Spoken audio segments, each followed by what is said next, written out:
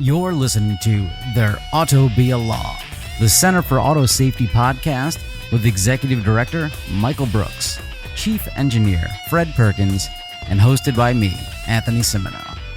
For over 50 years, the Center for Auto Safety has worked to make cars safer.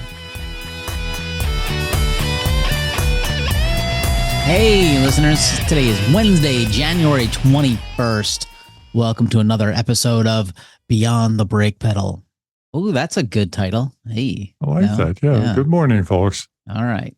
Let's. What is Beyond the Brake Pedal? The floorboard? Yeah. Firewall. Yeah. Firewall. There we go. Let's start off talking about something that I think, Michael, you testified on the Hill about a couple weeks ago. And one of the premises behind this hearing was safety makes cars too damn expensive. Blah, which is dumb. But our friends at the Insurance Institute for Highway Safety have a great little article on it. And I'm going to quote directly from it under a section titled, "What's Really Driving High Prices? The average new vehicle is expensive, and that's actually a problem for safety. The higher prices go, the longer Americans hold on to older vehicles that lack the crash protection and safety systems of more recent models. But safety features aren't the main thing pushing up prices. Buyers are paying more for convenience features such as hand-free power lift gates, puddle lights," I don't know what a puddle light is, "and automatically retracting mirrors. Size is also a major factor. Americans continue to gravitate towards larger vehicles because of gravity. The popular Ford F-150 pickup starts at $39,330 with higher trim levels starting at more than $70,000.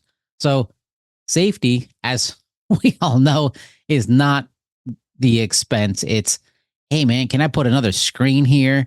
And can I play Tetris? Yeah, but puddle lights are very important. Puddle light is on the bottom of your door. When you open the door, it illuminates this space where you're about to put your foot down. And hopefully there's no puddle there. That's why they call it a puddle light. How high? Important. Very important. How high off the ground are you where you're like, I need to illuminate the ground? Like, am I stepping out of a Peterbilt truck? Like, what? I don't understand. Anthony, come on. Don't minimize the safety. Yeah, I mean, have you never stepped in a puddle before? Wouldn't it be nice to have a light there? Oh, my God. Ladies and gentlemen, Fred and Michael are the reason cars are too damn expensive. Them and their need for puddle lights.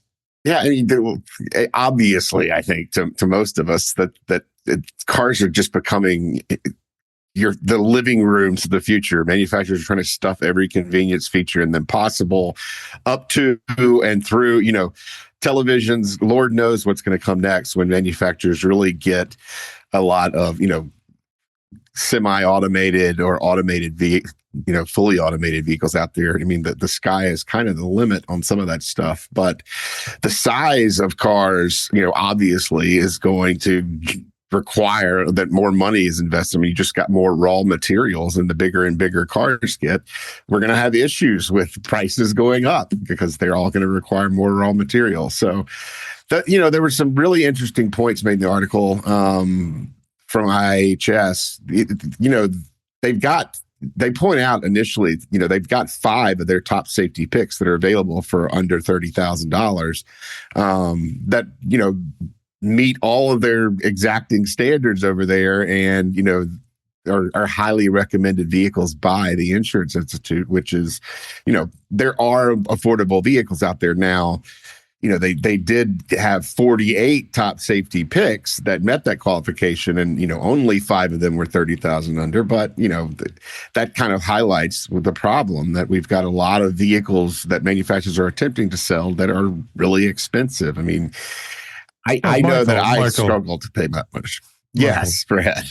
Everyone's going to have a moonroof, and I also wanted you to know that in some of the discussions I've had with the SAE meetings, they're thinking of putting in a level 6 to sponsor a Lazy Boy AV offering. I like this. This is good because I've learned from the two of you, not only will I judge people now based off of their watch and their shoes.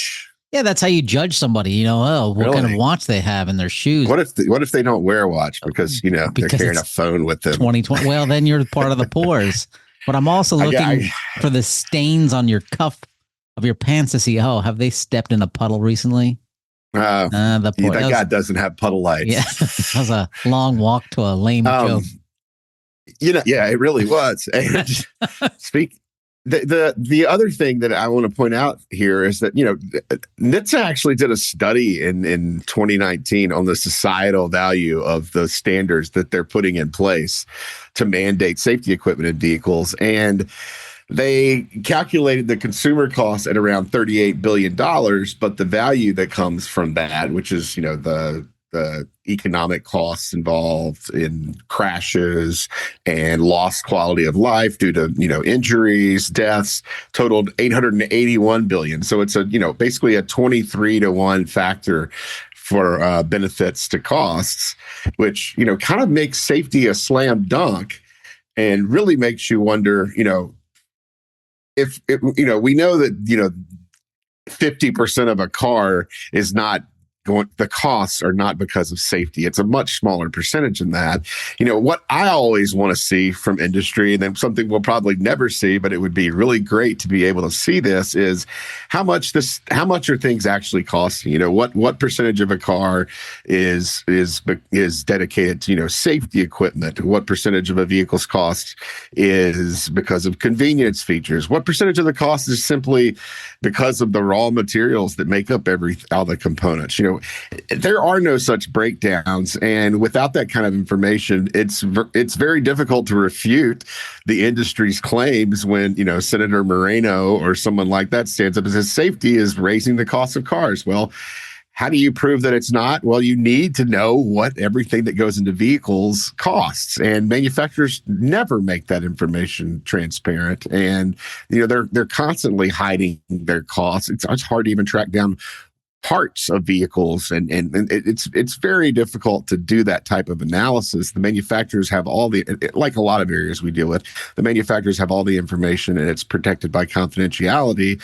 And so ultimately they're holding everything required to disprove what they're saying, and it makes it a very difficult task for any stakeholders on the safety side to go to claim that manufacturers are lying, which here we think they are. If any manufacturer that's claiming that safety is somehow contributing to this problem, when we've got COVID and tariffs and giant vehicles and convenience features all going into vehicles, and all this is happening during the years when we've seen this massive jump in vehicle prices, it makes it really hard to believe that virtually the only thing out of the list that can be mandated by the government is the problem. I don't think anyone is buying that. Well, I think that Marino is trying to get himself a job in the Trump cabinet. I mean, if you look at the Robert Kennedy example, bullshit and belief trumps facts every time. So I think Marino is trying to become the equivalent of Robert F. Kennedy in the automotive industry. And good for him. We need some idiot. Yeah, well, try not to mention RFK on here, because then you'll get Anthony's impression. I won't. Instead, I'm going to promote Fred's new book, Bullshit and Beliefs. It's an update to Dianetics. Ooh. So, Michael, at the hearing, was Moreno and Cruz, because I believe Cruz and they're not there. This is the House, right? Oh, this is the hearing House. that hearing that Moreno and Cruz were scheduling, or Cruz, he's the chairman. That's right. They rescheduled because of because Farley and Ford said, we're not showing up if you don't invite Elon. Basically, I'm sure there's a longer story there. Right. They are, I assume, rescheduling that hearing at some point soon, although what it looks like and whether they're going to be focused on the affordability as much as was advertised in the first hearing, I'm not sure. Okay. Do you think you'll be invited to that one? Who knows? You never know. No. Well, hey, odds are no. My magic 8 ball says no. Well, wishful thinking, right? Okay. Following up on another story we talked about frequently, our friends at Waymo, I'll recap, they have problems with school buses in Austin and the Atlanta area. And for those not playing the home game, what happens is a school bus stops, it puts out its stop bar arm that has a stop sign on it and flashing lights, and all traffic behind it must stop. Very basic stuff. Stop bar arms were first introduced in the 1950s. They became standardized in the early 2000s, I believe. It's a state by state issue, but I think every state, Michael will correct me if I'm wrong, has this in place, including the states of Texas and Georgia. And now Waymo's, at first we came across this in Austin where they come up to this situation and be bad little robots and they drive around. And what does that do? That threatens school children. City of Austin called them on it and said, hey guys, this is what's going on. We have all these reports of it. And Waymo said, and then City of Austin said, hey, can you stop operating these vehicles around school buses, school bus hours? And Waymo said, no, we've pushed out a fix. We're all good on this. And then it kept happening. And now it happens in Atlanta. And Waymo's action is basically, sit and spin. So from our friend of the show, Phil Copeman, he has a great little article on this. And I'm going to quote. And his Waymo's basically responding to an Austin TV station saying, our vehicles have 12 times fewer crashes involving injuries to pedestrians. We're the greatest thing since sliced bread. We've met with the Austin Independent School District. We've seen improvements in our performance since our software update. And quoting from Phil, he says, translation, Waymo claims that they're trying really hard and they're really safe. So we should ignore them to choosing to continue to put school children in avoidable danger. When I read that response to a problem that has occurred dozens of times, despite at least 2 failed attempts to fix it, I feel that Waymo cares more about expanding operations and having a rosy story to tell its investors than children's safety. Clutching my pearls, I am shocked. Waymo cares about impressing the C-suite at Alphabet. I mean, this is a big issue because I'm concerned here for one big reason, and that's that they can't seem to fix this, and that kind of fits in line with some of our concerns about artificial intelligence operating vehicles like this. You can't not like a traditional recall where you can go in and replace a component or go in and replace a line of code that's doing the wrong thing. I mean, here it's really looking like, this seems like something simple. This is something that most, a significant percentage of humans don't do. I think Phil did some back of the napkin calculation there, and it looks like 99% of humans never have this problem, and yet we're seeing all of these Waymo vehicles with this problem, and they're not able to just fix it. Right? They can't just say, okay, cars, here's what a stop arm looks like. Here's what a school bus looks like. You've got to be able to, follow the law and stop when you see a stop arm. Seems simple, but apparently, despite, their original software, the fix that they tried to push out without a recall earlier, the fix they pushed out with the recall, despite all of those, this is still happening. And I really like the suggestion from Phil that they should consider the operational design domain as a potential solution by saying, hey, we're not safe to operate in the vicinity of school buses until we can figure this problem out, and we need to restrict our operations around them. Well, of course, I agree with Phil, but I think that the problem's even worse than that.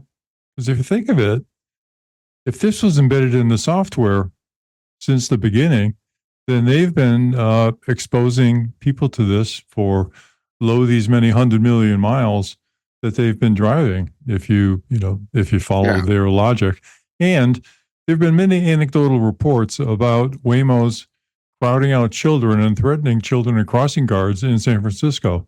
So I'm wondering if part of this is not that it's a new problem. I think part of it is that they've previously been operating in very dense urban environments where there are not a lot of school buses. Now they're operating in Atlanta and Austin, which are much more open in areas that are much more likely to find a school bus. So, clearly they're prioritizing operations over safety, and they've been doing that for a long time. I think it's time for an audit of their software to find out what the hell is really going on and see how they're managing priorities. Yeah, and could this be a result of Waymo? There are a lot of manufacturers that are pushing, end-to-end AI solutions in autonomy.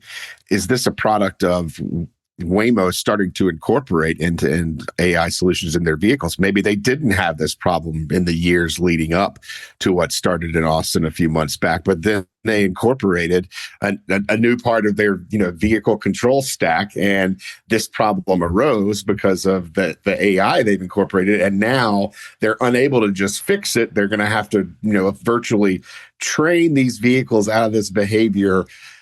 And the humans who are on the other side of that behavior are going to be taking the risks during that period, which is unacceptable and reminds us a lot more of things that their competitors like Tesla might be doing, which are very concerning. Well, we're going to be talking about the consequences of computer architecture on just those issues when we get to the TAO. I think this is a simpler problem in that, so these cities and these municipalities said, okay, you can go ahead and test your robo-taxis in our environment. You won't get speeding tickets. You won't get traffic tickets. We're not going to give you any tickets at all. These both Atlanta and Austin has said, hey, there's a problem here. Stop operating around these things. And Waymo said, no. And it's imagine, like, think about as a 16-year-old, you get a learner's permit. There's a whole bunch of restrictions on where and when you can drive. And if you're caught outside of those areas, you're not getting a driver's license, or at least it's being delayed. Like in New York State, I remember you couldn't drive after like 7 p.m. Without an adult present. And even then, you can only drive to like 8 or 9 o'clock, something crazy. You couldn't drive in New York City, for example, because you need to be at least 18. So there's a whole bunch of operating design domain restrictions around human drivers. And if you're caught out of that, you get a consequence. But Waymo just says, yeah, no, suck it. We're Waymo. We're going to do whatever we want. And listeners, if you're an investor in Alphabet, what they're doing is they're burning billions and billions and billions of your money. They could returning that to you as the shareholder. But instead, they're saying, no, we're socially awkward people. Let's solve this problem. I'm afraid to make eye contact with a human. Stop making fun of nerds. Sorry. Yeah. I mean, I don't know. I mean, I'm concerned about this from the perspective of someone who sees how hard the industry is pushing not to be held accountable at the local level. Remember, this is all occurring before the federal government has passed an autonomous vehicle bill that preempts states and localities from addressing these kind of issues. So Waymo's already telling Austin to piss off, right? And at this point, Austin or Texas still, has the ability, I would think, to intercede and say, hey, you're operating on our roads. These are our rules, but you're going to have to pull your vehicles off the road until you figure out a solution. If an AV bill with preemption passes, that's not even going to be an option anymore, even though they aren't availing themselves of that option now.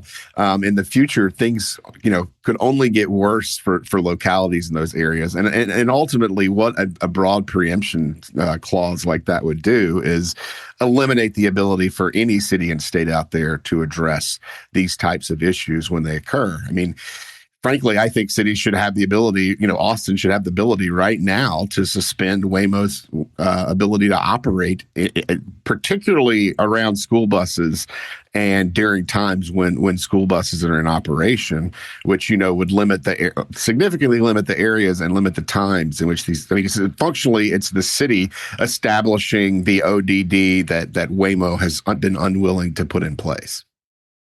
Hey, Michael, a question. If somebody saw a Waymo approaching a school bus and it didn't seem apparent that the Waymo was going to stop, what if they put their own car in front of the Waymo and forced it to stop? Are there any legal consequences to that? Well, I mean, there could be. I don't know how your insurance provider would feel about you serving as the autonomous vehicle police. You might not tell them. Well, now you're talking about insurance fraud, Fred, which is not something we would encourage anyone to do.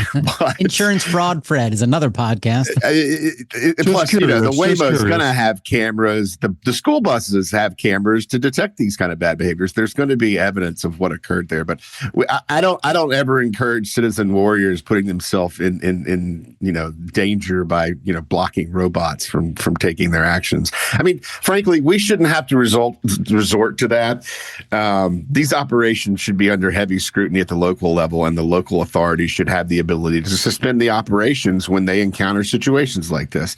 And autonomous vehicle companies should have to make their operations fit into the communities they're trying to integrate into and make money in. They shouldn't have carte blanche to just do whatever they want, tell local authorities, even in the face of significant safety issues, that they can, kick the can down the road and, meet us in court, because, localities obviously don't have the financial backing that Alphabet does. And they're going to be, undermanned in the legal department when it comes to fighting these large corporations. So, Fred, do you know what time it is? Say again, please. Do you know what time it is right now? I do. You do, because you've mentioned Waymo, and that means it's time for Gaslight. There you go. I love Fred, it. My kick favorite us time. off with your Gaslight. All right, this one is Waymo by way of the Boston Sunday Globe. So there's a columnist there, and sadly he has not responded to my request for additional information. But the title of the article was 3 Rides in a Waymo, and I Was Taking Driverless Cars for Granted by Jeff Jacoby. A couple of short quotes from there. He says, he writes, as my Globe colleague Alan Wurtzbicki has noted, human drivers can be shockingly dangerous. They drive drunk, they gawk at accidents, they text behind the wheel, they get drowsy or angry or impatient, they speed, they cut off other drivers. Well, it's all true, but Waymos do the same damn things. He goes on to say, Waymo reports that its vehicles are 90% less likely to be involved in crashes resulting in serious injury than human drivers covering the same distance. Well, we've talked about that before. This is a study that Waymo did using made-up numbers, ignoring all the actual data that they had submitted to the National Highway Transportation Safety Administration per its standing general order. And they used peer review to legitimize this in the public's eyes, but the peers were all either employees or clients of Waymo. So it was a brilliant PR move to put this out there and establish a new urban myth, since the old ones, about 94% reductions, seem to have, the air seems to have gone out of that balloon, I guess. But it's important because Boston is currently considering allowing Waymos to operate in Boston, which I can only think will be a nightmare. And this leaves the impression that, gosh, if we just, get the hell out of the way, let the Waymos take over, everything will be great.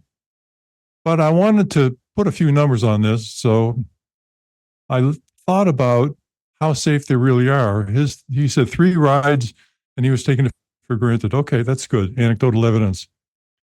If the average trip is about 10 miles, and I'm not sure what the number is, but that seems like a representative number, then the equivalent safety ratio he should be looking at is 1 death for every billion miles of operation of the Waymos.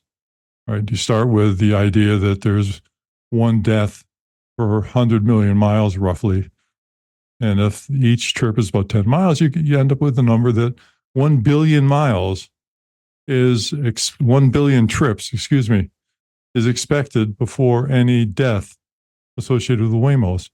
There have already been 3, and Waymo is far, far away from the billion miles that would be expected in between deaths associated with Waymo. So I don't think it's Jeff's fault that he accepted the numbers from Waymo as the basis for his projection, or even the problem of Mr. Wizbicki, excuse me on the pronunciation. But Waymo is at fault for putting out false information, using this to skew the public discussion about the safety of its vehicles and trying to push through their operations into ever new environments without adequate regard for safety. As we've been talking about, school buses are an issue, crowding safety guards off the crosswalks are issues. And if you've ever driven to Boston, it's not an easy environment. So I think we're headed for disaster. But again, give credit to Waymo's PR industry and people for doing an excellent job of obscuring facts, which is the heart of gaslight. Pretty good. I mean, Waymo's PR, they're winning each week. I'm going to do my gaslight. I'm going to bring back a classic. That's right. Kathy Wood and ARK Investments. In one of their latest email nonsense, verbal garbage, why isn't the SEC investigating them for a pump and dump scheme? I don't know. They praise the value of full self-driving, blah, blah, blah. They do some weird math saying, hey, it's no longer, now it's a subscription model. It's a better deal for people because people value their personal time. And if we charge people their average hourly rate and do 80% of their driving time at their hourly rate at $99 a month, FSD is quite the steal. I can't really fully follow their logic, and I don't want to because I know I'll become dumber. But basically, they keep going saying, Tesla's, they think that the Cybercab will release in the second quarter of this year because Elon said so. I mean, come on. But they say that Tesla's robotaxi business could account for roughly 90% of the company's enterprise value in 2029. 2029, Tesla doesn't exist. That's I think you're not scared to make bold predictions. I make bold. Hey, I was the first one out on GM Cruise. Not wrong. Let's put it out there, people. Okay, and that's my gaslight. More of Kathy Wood. Or maybe a simple prediction is maybe the SEC says, hey, is this a pump and dump scheme? Should we look into this? I don't know how those laws and regulations work, but that's my gaslight. Off to you, Mr. Brooks. Wait, do you miss Kyle, Anthony? He does. He won't admit it though. I mean, he was too easy. He was training grounds for me. He was training wheels. He was, finger painting. And I got to move on to the bigger dogs. I mean, I've pointed out that Waymo will never recoup their investment. That's my bold prediction. Maybe at some point Google will, realize that, but I don't think they will because again of the eye contact problem. But anyway, Michael. All right. Well, mine is kind of a yet to be determined gaslight. We're not really sure on this one yet, but all signs are pointing to some weird things going on. And I probably resemble Homer Simpson in more ways than I'd like to admit, and so I don't like criticizing donuts. But we talked a couple of weeks ago about Donut Labs, who was claiming to have gotten a production-ready solid-state battery that's apparently going to be going, according to them, going to be going into a motorcycle starting, I believe, in March. There's been a lot of pushback on that idea from other folks in the industry. There was even, a CEO from another battery company, I believe in China, called S-Volt. Their CEO said, Donut Labs battery is a scam, and that he's looked at all the and a fraud. He's looked at their the parameters and the stuff they put out on the battery and says, that battery doesn't even exist in the world. All the parameters are contradictory. Any person with even a basic understanding of the technology would think it's a scam. So very strong words about the donut battery. We're rooting heavily for a solid state battery that can make its way into cars and eliminate or reduce a lot of the safety problems we see with putting big, heavy batteries that catch fire into vehicles. And we're hoping it's donut, and we're hoping that this technology can expand, but who knows? It does not sound good at this point, but you just never know. I mean, it could be typical other companies pushing back for competitive advantage, but I'll raise that maybe not as my gaslight of the week, but a warning about a potential gaslight that's taking place right before our eyes. That's a good one. That's this smells funny. I like it. Fred? I was wondering if I have been to Dunkin' Donuts lately, but the donuts burn They're fried. I mean, pretty It's not greasy. They Dunkin' seem like Donuts Toreador anymore. It's just candles Dunkin', somehow. right? I It's don't, just Dunkin'. I don't know, but I love this one because it is donut battery. Is it cold fusion?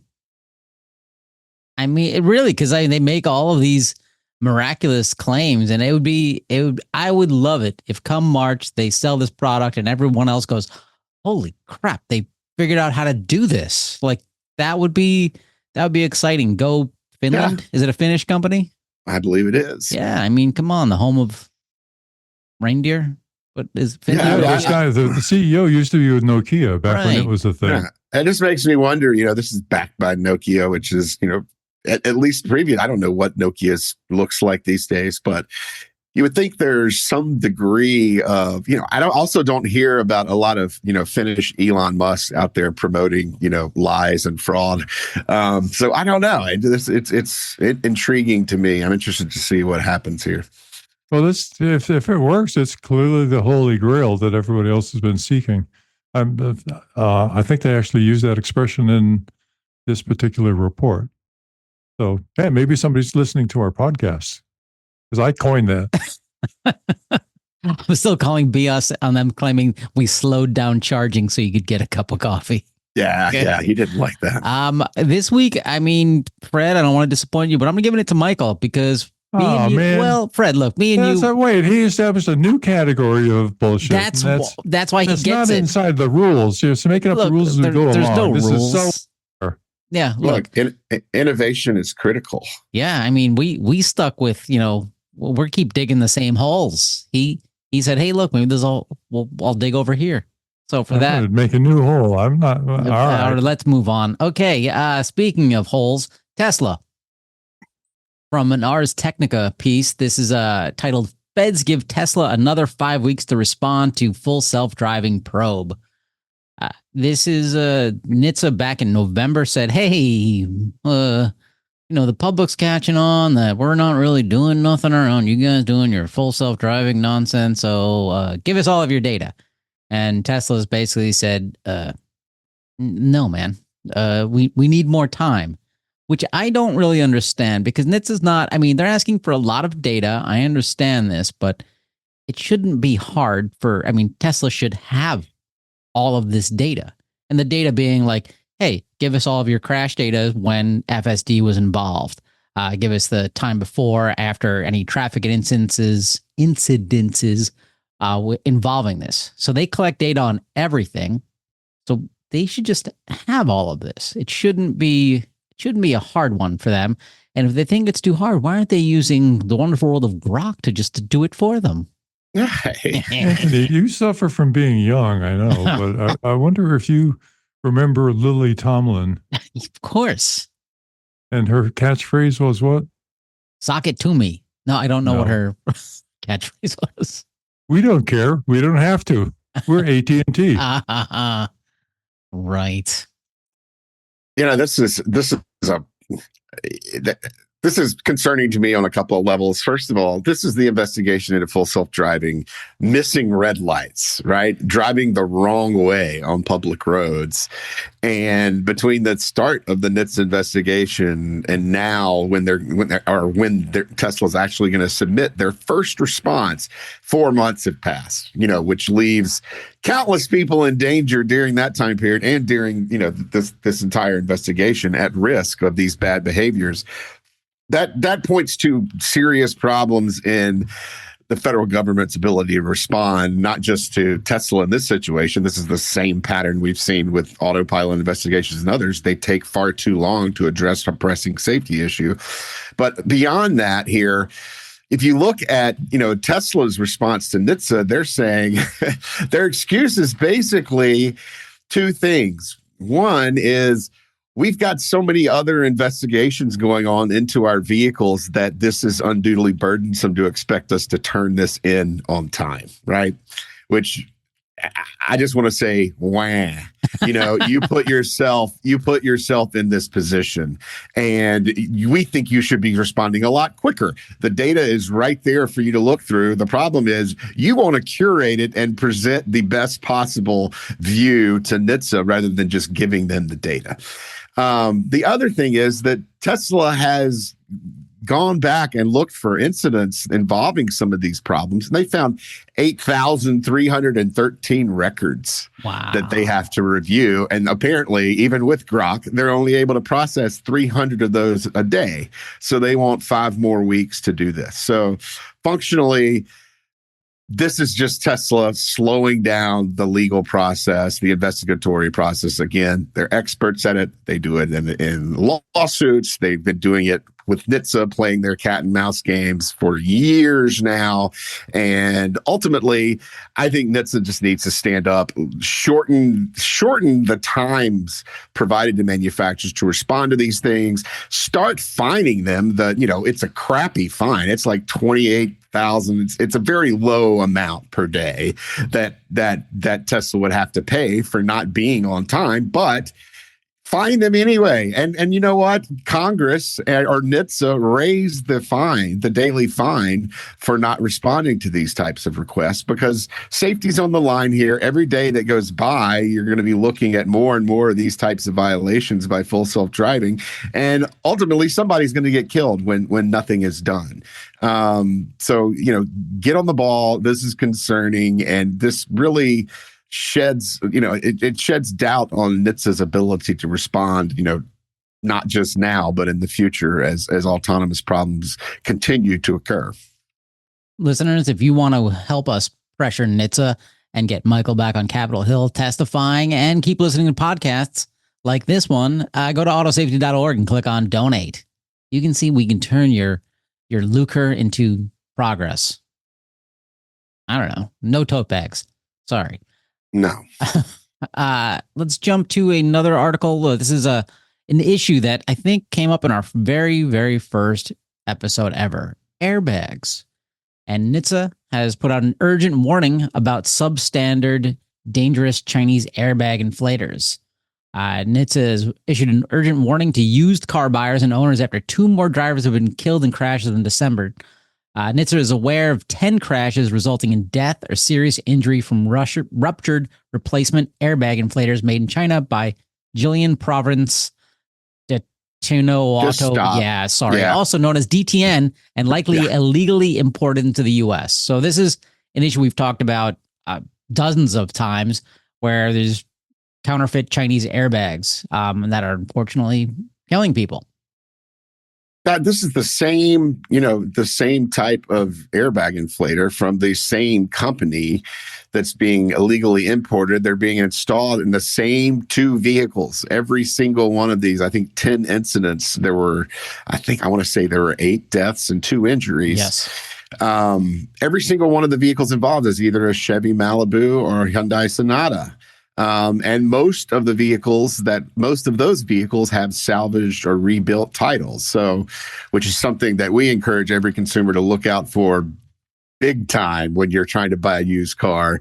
Make sure that you're checking, not just Carfax, because I don't believe that Carfax can plumb the depths of the salvage and rebuilt title industry. There are other databases that you can look at to determine whether your vehicle has been salvaged or rebuilt before you buy it. And that's really important, because essentially you're taking a salvage or rebuilt title vehicle is an amalgamation of parts, and it's subject to, this type of issue where people are trying to get a vehicle back on the road with a minimum of expense. And that might lead them to buy counterfeit airbags from China at a low price, even though those airbags not only may not work in a crash, but also can rupture a la Takata airbags, sending, metal fragments right at you like a grenade. So it's a huge problem that's only growing. We know that counterfeit parts are, an incredibly large and growing part of the market that consumers need to look out for. This isn't just airbag inflators. It is virtually every other part of the vehicle that can be produced en masse and cheap and pretend it's functioning correctly. We've seen it, a lot of it in the area of headlights. And I think that's one of the things that contributes to this glaring headlight issue that Anthony is so interested in. Well, I'm interested in being able to see when I drive.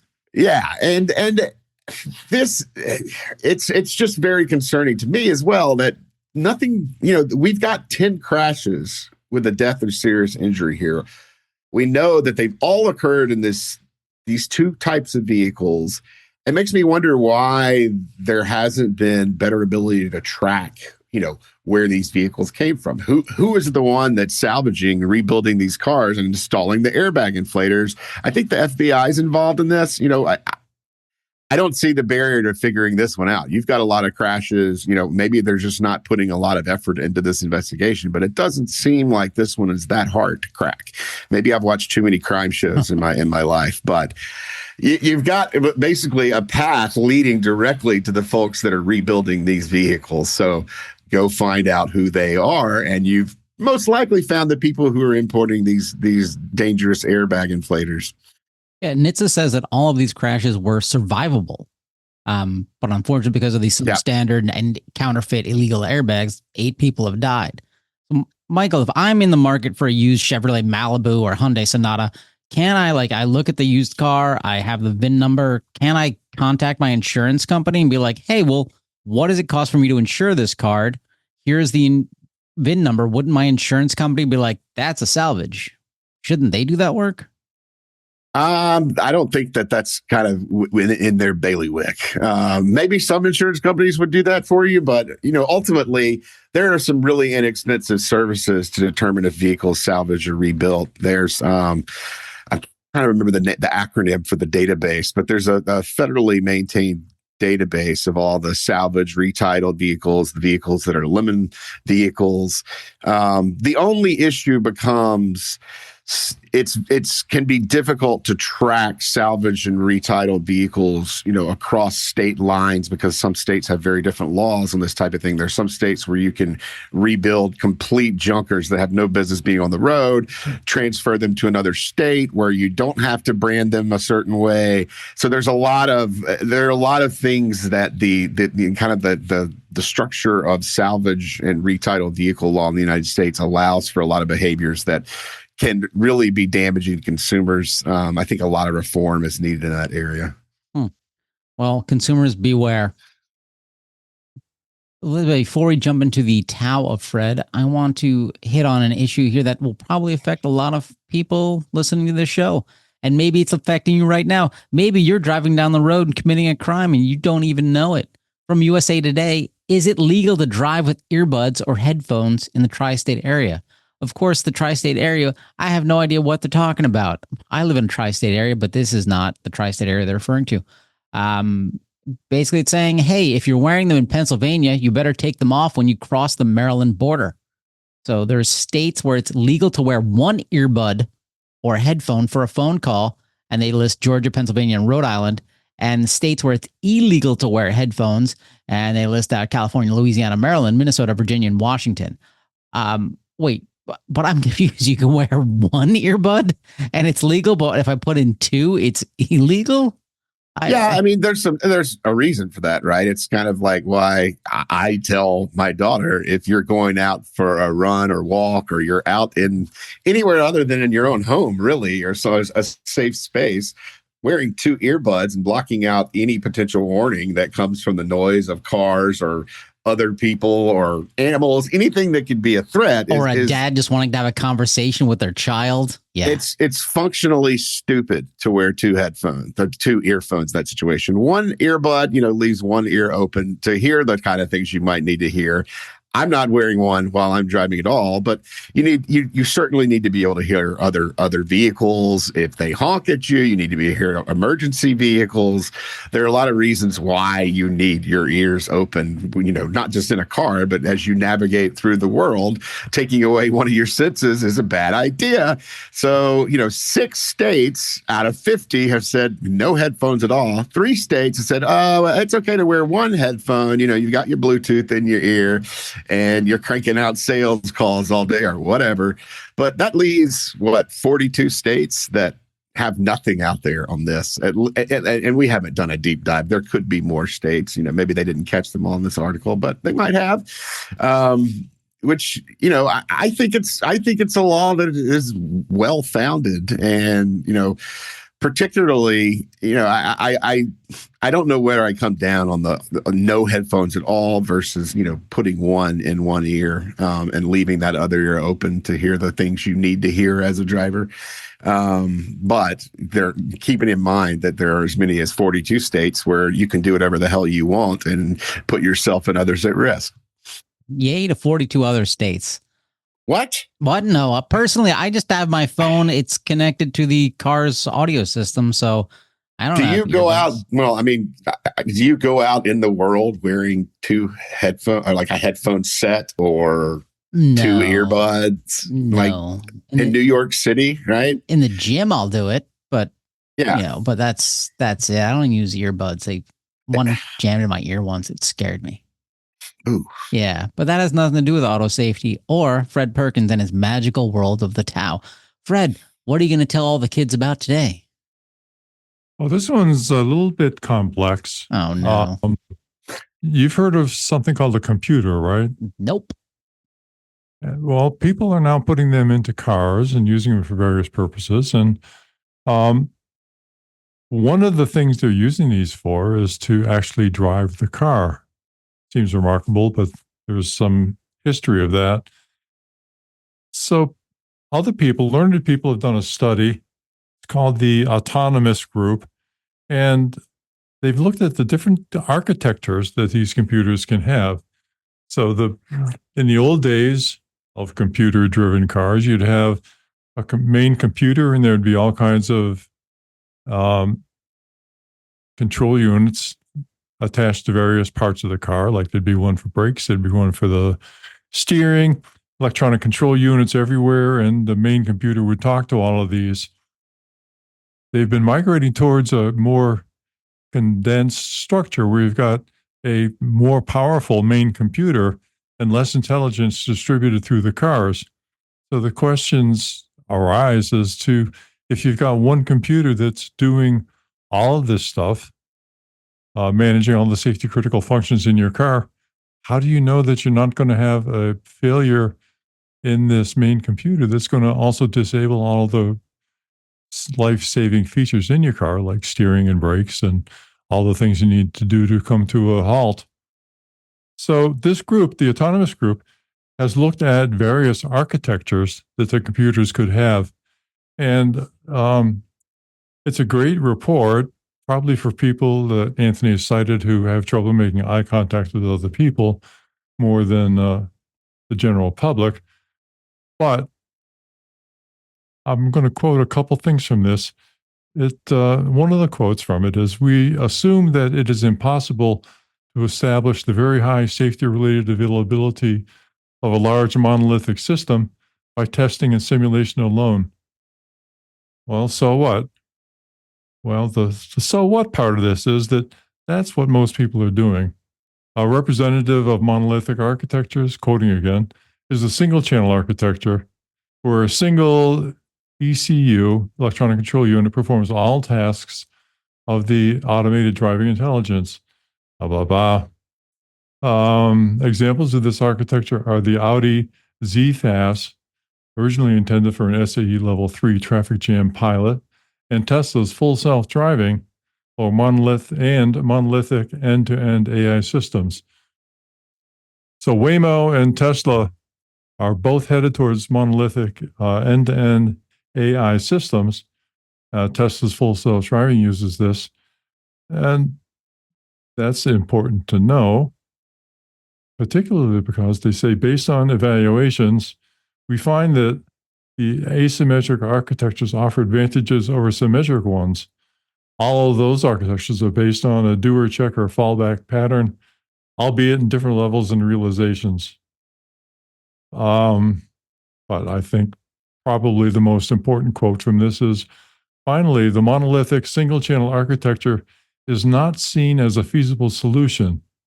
It does not fulfill any of the criteria, safety criteria, without additional internal redundancy and supervision mechanisms that are introduced during implementation, which would make it evolve into one of the other architectures. So this is a little bit, it sounds like a little bit of mumbo jumbo computer stuff.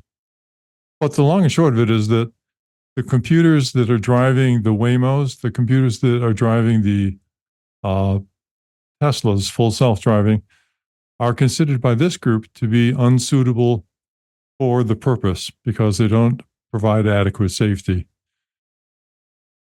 This is a lot to swallow. It's a little bit difficult to understand. We may have more in this later, but it's very important. It's a hidden issue. There's no way that I know of to address all the different manufacturers and find out what their computer architecture is, or whether it conforms to safety standards of any kind, or in fact, whether or not they've got the kind of monolithic structure that you will find in a Tesla full self-driving that is considered by this learned group to be unsuitable for safe operations.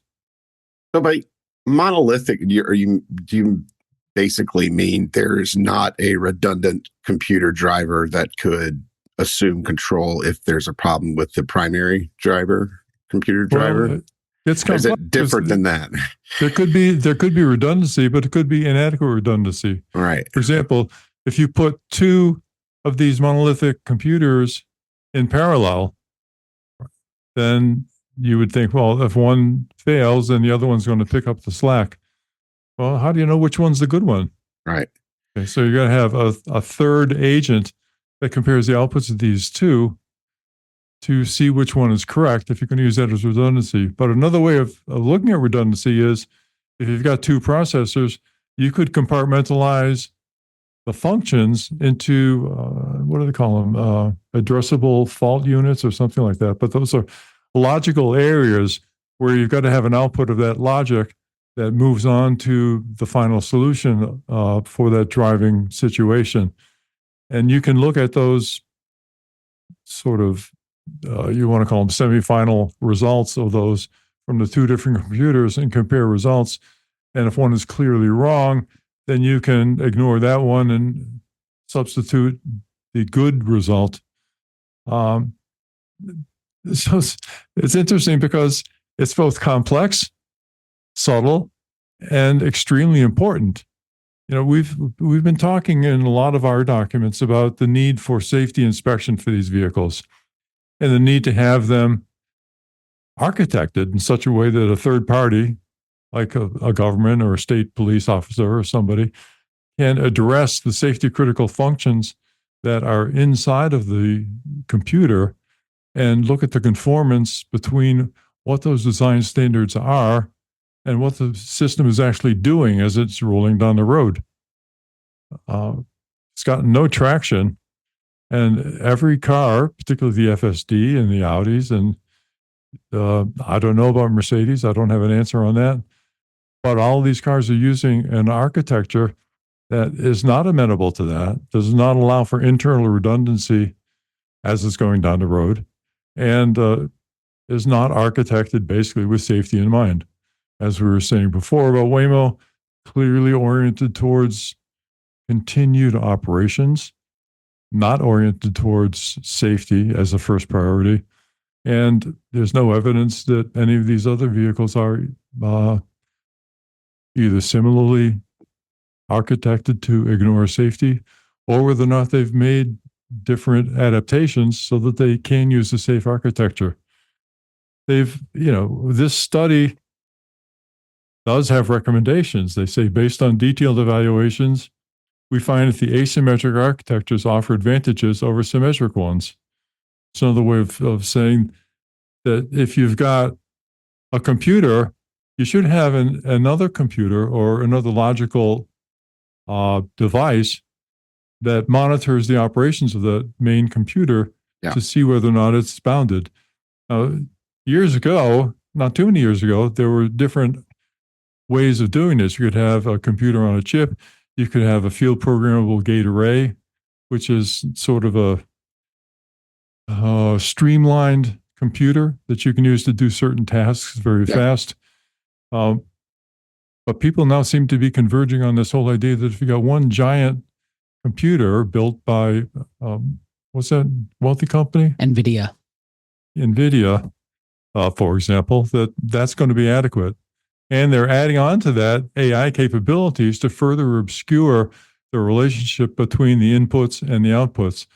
So we're moving into a foggier and foggier, more and more dangerous operational regime with not only the self-driving vehicles, but also with other vehicles that are heavily reliant on this monolithic architecture for your safety. And, even things like adaptive cruise control have to have all these elements in place and the capability of assuring your safety and verifiably being seen to be operationally safe. We may have more in this later, but I wanted to bring the subject up. And hopefully that's clear. You guys have any questions yet? Yeah. So I'm thinking we were talking about the redundancy and saying, okay, we have a second computer, but then you need a third computer to check it. And it made me think of commercial airliners. They have triple redundancy, like sometimes quad redundancy. Yeah. So like, for example, but what they have is, so if one system fails, another one takes over. Like I remember seeing a diagram of a Boeing, which uses hydraulics to control its control surfaces. And there's 3 separate pathways. If 2 of them fail, there's always a third. But what they have also is they have a human in the loop who like knows if, things have gone wrong, I can adjust to this. Because I'm thinking even having triple redundancy without that human in the loop to make a judgment saying, no, computer 1 failed, computer 2 failed, and computer 3 is wrong. There's... Well, but pilots, they get distracted, they text, they do all these things. You can't, the only way to have a safe airplane is to make sure we get rid of all the human inputs. Isn't that true? And we don't need to have things like, filing reports on where you're going to go. We don't need to have all those weather information. We've got AI that's going to solve all of these problems for the plane. All we have to do is fly back and forth between New York and Los Angeles 1 million times, accumulate data, and we're good to go. To the flight crew of the plane I'm getting on Saturday morning, please don't listen to Fred. That's all I have to say. And with that, let's jump into recalls. Yesterday, Michael was like, there's no recalls this week. And we're like, don't worry. The recalls are coming. And here we go. Kicking off Rivian, 869 vehicles, the 2022 to 2025 R1T and R1S. Rivian has determined that the seatbelt retractor bolt for the second row driver, and/or passenger side seatbelt retractor may not have been properly installed during the vehicle manufacturing process. Okay, I get it. So they didn't tighten a bolt. That's what it looks like. Just Friday afternoon at the Rivian plant, I guess. This one's going to be fixed pretty quickly. By March, it looks like customers are going to be able to go in and get this fixed. But in the meantime, they're stuck with a seatbelt that may not perform properly. So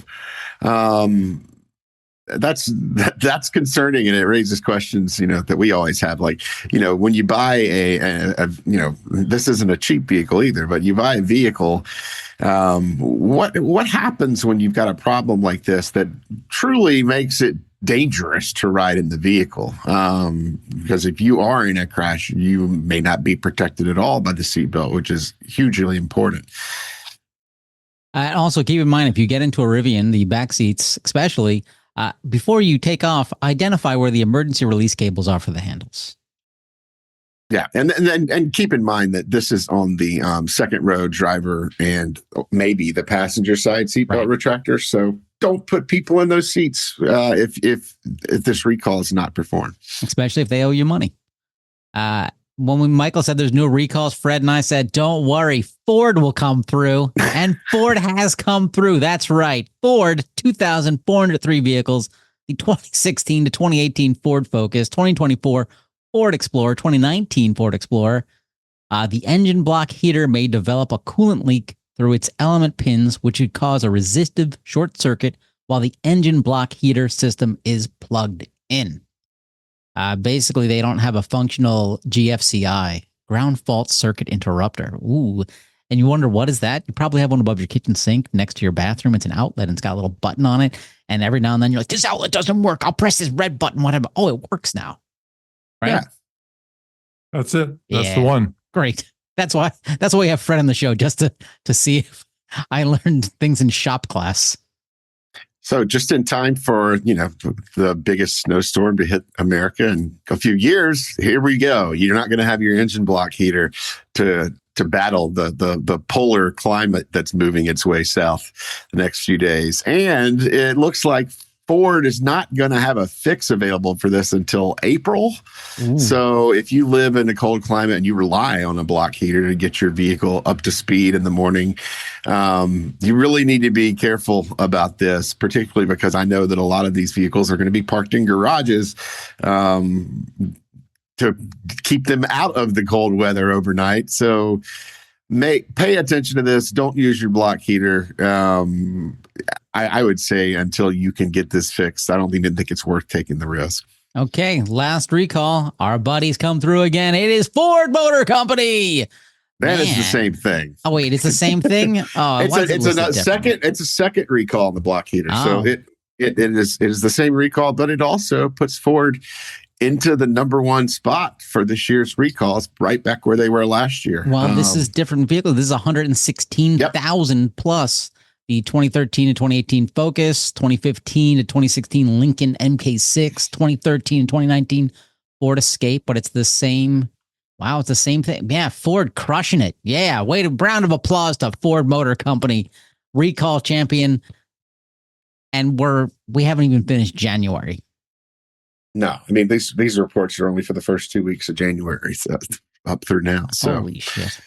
Ford's in the lead, but they're tied with Rivian in vehicle recalls at the moment. But not in total. I don't expect that pace for Rivian to stay. Because they don't make as many cars. Just like the day after the National Football Championships, people will start predicting the next year's championships. Who's going to be the winner this year for recalls? Ford. I mean, Ford is always up there. You kind of got to put it.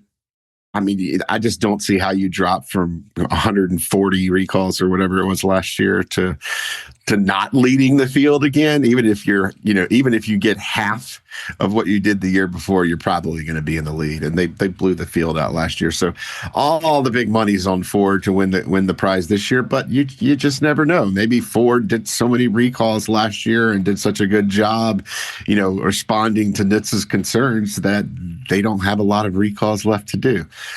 I wouldn't bet on that outcome, though. When your company CEO says his favorite car is made by a Chinese company that we have no relationship whatsoever. Yeah. I mean, it's an advertisement. The guy's advertising against his own company. Like, come on.